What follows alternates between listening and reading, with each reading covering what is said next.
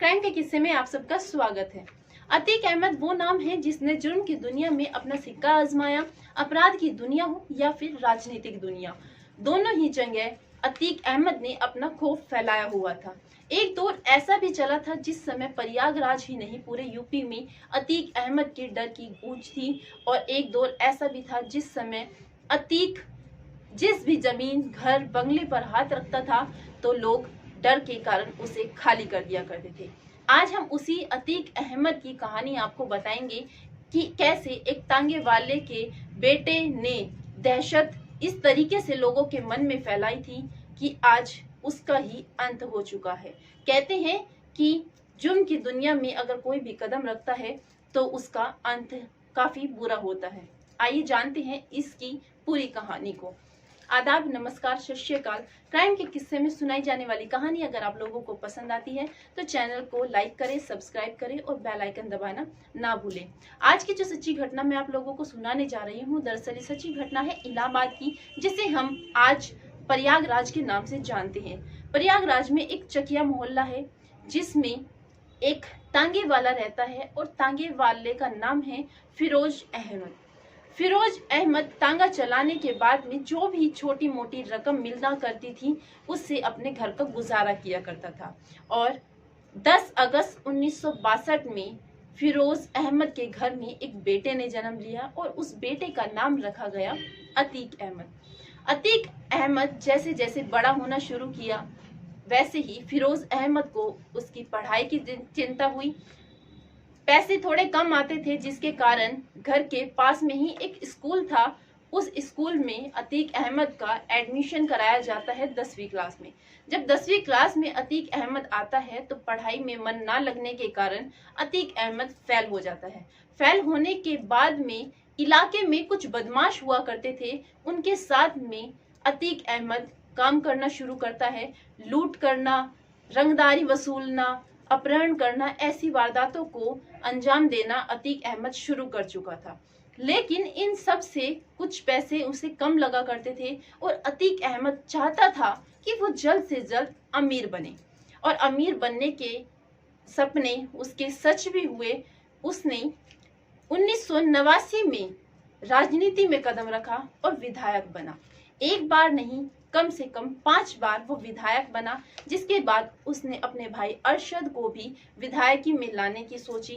और जिसके बाद 1997 में अतीक अहमद के खिलाफ एक पहला केस दर्ज हुआ था हत्या का, और जिसके बाद ये काम शुरू हो चुका था और ये वारदात ऐसे ही चलती चली गई। 1997 में जब पहला केस अतीक अहमद के खिलाफ दर्ज हुआ था तो उसके बाद में अब तक 100 केस अतीक अहमद के खिलाफ दर्ज हो चुके हैं, जिसमें हत्या की कोशिश, किडनैपिंग, रंगदारी। और 1989 में चांद बाबा को मारने का केस, 2002 में नक्सन और 2004 में मुरली मनोहर जोशी के करीबी भाजपा नेता अशरफ की हत्या और 2005 में राजू पाल की हत्या। इन सब की जो हत्या हुई थी उन सब का आरोप अतीक अहमद के ऊपर है। और अतीक अहमद की 4 बेटे हैं, जिसमें 2 बेटे नाबालिग हैं और दोनों ही बाल सुधार गृह में बंद है। एक बेटा अरशद है और एक बेटा उमर है। उमर बड़ा बेटा है और जो कि एक हत्या के केस में वो जेल में बंद है, और दूसरा बेटा असद जो अभी अपने पिता के साथ में इन वारदातों में साथ देता है। उमेश हत्याकांड के बाद में अतीक अहमद को 4 दिनों की रिमांड पर लिया गया था और साथ ही साथ अतीक अहमद के भाई अरशद को भी। और जिस समय अतीक अहमद, बीते शुक्रवार को अतीक अहमद की कोर्ट में सुनवाई चल रही थी और उस सुनवाई के दौरान वहां पर जितने भी लोग थे सब लोगों के फोन में एक मैसेज आता है और मैसेज देखने के बाद सब लोग हैरान हो जाते हैं। उसमें से एक व्यक्ति उठकर अतीक के पास जाता है और वो जो मैसेज आया था उसे खोलने के बाद जो वीडियो थी उसे अतीक को दिखाया जाता है। अतीक जब उस वीडियो को देखता है तो अतीक फूट फूट कर रोना शुरू कर देता है, और आज से पहले अतीक ऐसे कभी रोया ही नहीं था। ये पहला दफा था जो अतीक इतनी बुरी तरीके से रो रहा था जिसे देखकर हर कोई हैरान था। दरअसल जो वीडियो आया था वो किसी और का नहीं था, अतीक अहमद के बेटे असद का वीडियो था, जिसे बीते शुक्रवार में पुलिस वालों के द्वारा एनकाउंटर में मार दिया गया है। जब अतीक अहमद को ये पता चला कि उसका बेटा असद इस दुनिया में नहीं रहा तो अतीक का काफी बुरा हाल हुआ। लेकिन बीते शुक्रवार की रात तक अतीक को जेल भेज दिया गया और जब जेल भेजा गया तो अतीक ने काफी मिन्नतें करी कि उसके बेटे के जनाजे में उसे कम से कम शामिल होने का मौका तो दिया जाए, लेकिन पुलिस ऐसा नहीं करना चाहती थी।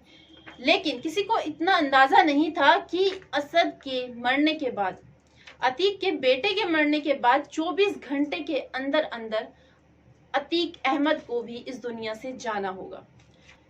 4 दिन की रिमांड के साथ साथ जब उन्हें अस्पताल में ले जाया गया उनका मेडिकल कराने के लिए, और मेडिकल कराने के बाद जब अतीक और अरशद को पुलिस और प्रेस वाले अस्पताल से बाहर लेकर आ रहे थे, उस समय 3 व्यक्ति वहां पर आए और उन्होंने ताबड़तोड़ वार करने शुरू करे, जिसमें अतीक और अरशद की मौके पर ही मौत हो जाती है। और जब इन दोनों की मौत हुई तो पुलिस भी हैरान थी, और सबसे हैरान करने वाली बात ये थी कि जो हमलावर थे उन तीनों ने ही वहां पर सरेंडर कर दिया, और सरेंडर करने में पुलिस को पता चला कि तरुण मौर्य, लवलेश तिवारी और रोहित, ये तीनों लोग थे जिन्होंने अतीक अहमद और अरशद अहमद को मौत के घाट उतारा।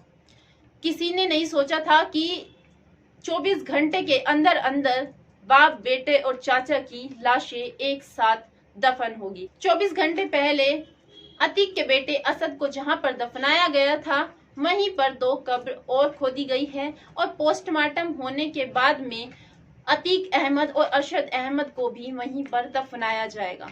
दोस्तों, जुर्म कितना भी बड़ा हो लेकिन कातिल हमेशा पकड़ा जाता है और उसे उसकी सजा जरूर मिलती है, चाहे वो देर में मिले लेकिन इंसाफ जरूर होता है। इस पूरे घटनाक्रम को सुनाने का उद्देश्य आप लोगों को परेशान करना नहीं था, बल्कि आप लोगों को जागरूक करना था, सचेत करना था, देश दुनिया की खबरों से अवगत कराना था। मिलते हैं कल रात 8 बजे की वीडियो में। जय हिंद, जय भारत।